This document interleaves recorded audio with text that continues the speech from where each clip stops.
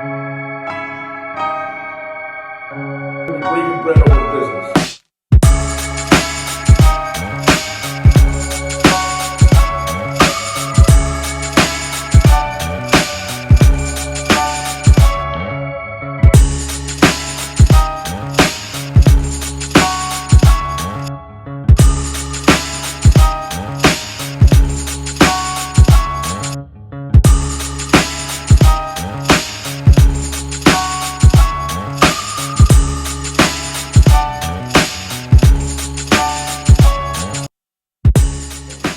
Where can people find this book? Is there anything else you want to explain about it?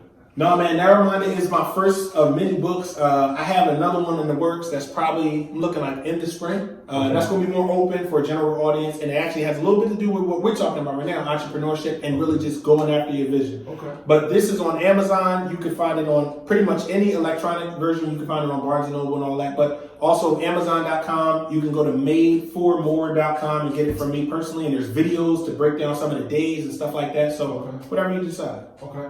Actually, I had another question about the book. Yeah, for sure. You mentioned your Christian faith, right? Is this book just for Christians or like? Yeah, so it's not just for Christians, but I want to be honest.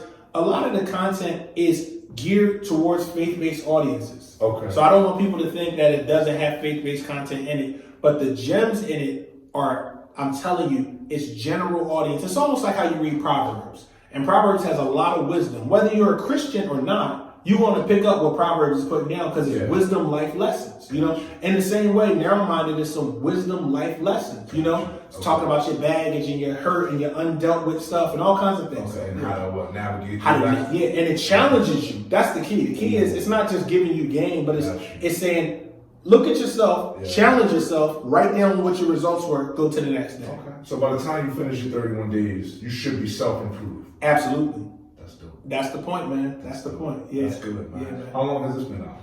I did that in October 2018. Okay. That's when that was. Yeah, 2018 in October. Yeah.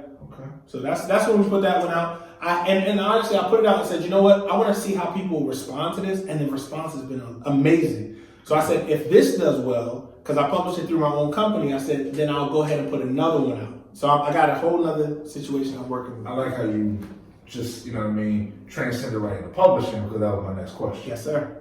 You mentioned you have a publishing company, right? Is that in relation to the book, or is that a separate entity? Separate entity. So the publishing company is actually named after the mantra of my life. It's PTP Publishing. PTP Publishing. And PTP stands for, it's an acronym for three things. Okay. PTP stands for Protect the Purpose, Preserve the Purity, Pursue the Plan. That's my life mission. Say that one more time. Protect the purpose. Protect the purpose. Preserve the purity. Preserve the purity. Pursue the plan. Pursue the plan. And when you hear that it's your purpose, that's the thing you got to protect above everything. Because you'll get distracted.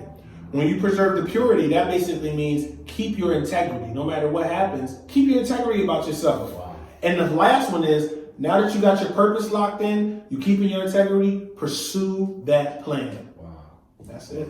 I've known you for years, right? Yeah. One thing I've always heard you talk about was purpose. Purpose. Yeah. Right? Where do you get your purpose? What is purpose to you? Yeah, man. That's it. This is my favorite topic. You already know. You got me on the. You know, I'll be short. I believe that purpose is the third step in 5 steps of every human being. Okay. And I want to be clear in saying this. This is not a religious thing. This is just a life thing. You know, I believe firmly that every human being has 5 questions that they ask when they come into this world and before they leave this earth. Okay. And the first question is, where did I come from? What family? What's my city? Where did I come from? Yeah. You know, the second question is, who am I? The third question is, why am I here? That's the purpose. Gotcha. The fourth question is, where am I going? And the fifth question is, what do I have to get me there? That's pretty much the who, what, where, why. Right. So of life. That's what it is. Yeah. But how about this? Those questions boil down into words. The first one, where did I come from? Source. The second one, who am I? Identity. The third one, why am I here? Purpose. The fourth one, where am I going? Destiny. The fifth one, what do I have? Talents. Ooh. These are the questions we ask all through life. Ooh, yeah. And when you really answer them on the micro, the macro, and the meta narrative, you want it. I know, man. I know you want this. Is my wheelhouse, man. No, it's my wheelhouse. I love it. That's dope, man. Yeah. Okay. So purpose is definitely a strong suit for you. It's your focal point of how you maneuver throughout life. Absolutely. Your purpose. Because once you identify who you are, then you're able to say, now, why am I here being who I am? Okay. And that's when you just aggressively attack your purpose. Okay. And do you feel like at this point in life, you know your full purpose, your full potential? I think up until this point, I do. I don't know my full potential, but I definitely know my purpose. Okay. Because it's always been the same, Phil. It's always been my purpose, no matter where I go, no matter what job I work at, no matter what business I start. Yeah. My purpose is very simple. I only do one thing well, and that is to extract the fullest potential and create leaders. Okay. That's the only thing I can do well. Okay. And how that manifests itself is, different. Right. So that's a gem right there, right? Yeah. And I'm sure the ones around your life and in your life definitely, I guess, uplift you or appreciate what you offer to their lives because, as you said, you help create leaders. Right? Yep, absolutely. In order to create a leader, do you feel like you have to be a leader yourself? Have to be a leader. Okay. Have to be a leader. What makes you that? So good leaders don't wait for positions to lead.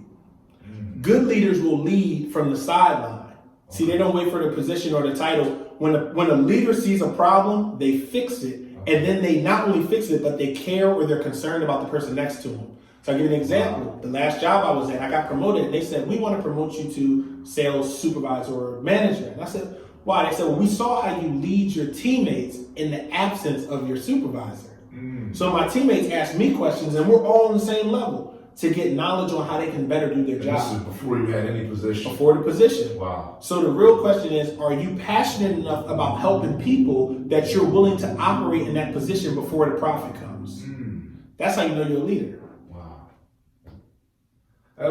So I'm a very visual person, right? Yeah. I always say that. That puts me in a position of like a football coach, right? Yep. You got the players, right? That's what wins the games or loses the games. Your players, right? Right. But you also have somebody leading them who's not in the game. Yeah. They're on, as you said, the sideline. On the sideline. They're the ones doing the plays, checking the plays, recorrecting the plays, watching the other team and what they're doing. They're the ones in charge of studying prior games of other teams and everything like that. So that's what you're saying takes or makes a good leader, right? Somebody who can see the full spectrum and be able just to step up and make those decisions and make those changes absolutely on the fly. And they're not looking, that person from the sideline, he's not looking to make you a coach. Okay. He's looking to make you the best running back, the best fullback, the best quarterback. He's not looking to make you himself. He's looking to make you the best version of you. That's what makes him a good leader. Okay, so that's good, right? You're dropping gems like all over the place. Right? Oh, man. Let me ask you this, though, right? How does that leader turn that into monetary value? It's good. Right? If you're building others to be the best that they can be, how do you monetarily, I guess, profit off of that? Absolutely. That's good. I was in a club room on Clubhouse, that new app that everybody's talking about. I haven't been on it yet. Oh, man. But I see it nonstop on social media. It's amazing, man. All right. I have a notebook out. So I was on Clubhouse and I raised my hand to be on the speaking thing, and I spoke and I said this. I said, a lot of people seek profit first. But first thing you got to understand is, what are you passionate about? What do I love to do?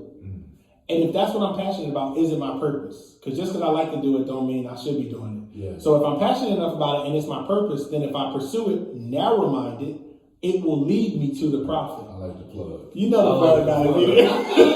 So, but the truth about it is this, Phil. A lot of people don't know what they should be doing. Gotcha. So if I'm a leader that builds leaders, and you might be a person that feels like you can lead in some capacity but don't know how to get there, then you need what I have. So I'll be on social media giving out free gems like this. We'll do this, have a good time. I want to follow that guy. They get the book, but they don't feel the faith content. They see what I'm doing. They want to get plugged in. Gotcha. So now is an opportunity to mentor, to coach, to teach, to get them in a class, curriculum, sell them another book that gives them the content to make them a leader. And that's how you make your money. Gotcha. And it's okay. So that's why you have so many lanes? Absolutely. Absolutely. So if you can't get them here, you definitely grab them here.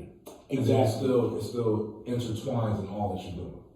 So how you show up in a room, like prime example, and this is a gem for those who are using social media. What you wear, where you stand. I need to tell the people. Yeah. So what you wear, where you stand, what you have in your hands, all of that matters. For example, on this frame itself, you see me with a shirt on. You see me with the books. You might see me with a watch, whatever the case may be. What does it represent? And that's what you got to get to the heart of. Because if you're not positioning every move that you make in the public eye, you're losing money. Wow. You're losing money. Wow. So, we can even talk, like what I'm wearing, I make the shirts. You made it? I make the shirts. Speak the truth. So like even in my profile pictures, all my profile pictures are going to be, it's going to be a picture of my shirts. So I decided, I said, you know what, I want to try my hand at Shopify, e-commerce, selling merchandise, getting a message out there that I want to wear. Okay. Again, anytime I start a business, I think about how it can improve me first and then others. Okay. So when I made the shirts, I said, I put some designs together. I said, I like those. I want to wear them. I ordered some samples. I put them on. I said, this feels good. Yeah. Boom. Let's open it up to the public. Yeah. So I realized that everyone's doing a certain kind of shirts. At the time, it was a lot of, like Black Lives Matter and all that kind of stuff, but more so like Afrocentric shirts. And I was like, I don't just want that, but I want something that speaks to my melanated people, but also speaks to people in faith who align themselves with truth that I believe is truth. Mm-hmm. So I started making that. And so that's what it's been, man. It's been a ride. That's dope, man. Yeah, man. Yeah. How long have you been, I guess, in the design industry? It's funny, man.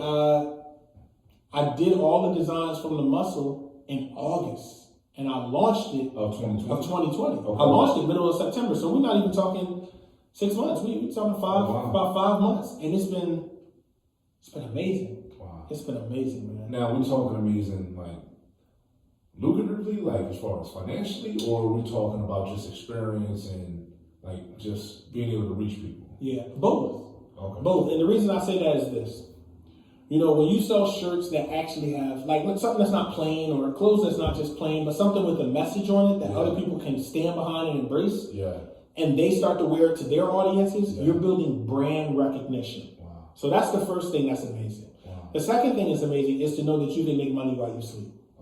So when you have a business, like a shirt business, most people won't go into, garments and shirts and apparel because they don't want the inventory, they don't want to ship it out, this, that, and the third. Yeah. But the gem is this, everything's about automation. So now there's services where you can do this type of stuff, Shopify, automated, print on demand, all those things. If you put the work in making it look good out front, you can have this thing on autopilot. Wow. And that's the goal. So the goal is, put it on autopilot, do something that you love, and do something you'd be proud of seeing other people wear, and you're making money. He is the epitome of multiple streams of income, right? I must say. Thank you, right? Man. Thank you. No, that's dope, man. I definitely got to give me one of those. I have ordered, what was it, the Love Your Skin? Love Your Skin, yeah, that's a popular one. Yeah, that was dope, man. I like that truth. I'm definitely going to cop that. Yeah, this one comes in white too, man. Some of my other pieces, just real quick, I'll show one of my flagship one is the bold, black, and biblical, and it's the simple alliteration of the bold, black, and biblical, and how that runs like that. Okay. Right, and so I do that in black and white. So again, for people who are they like the whole faith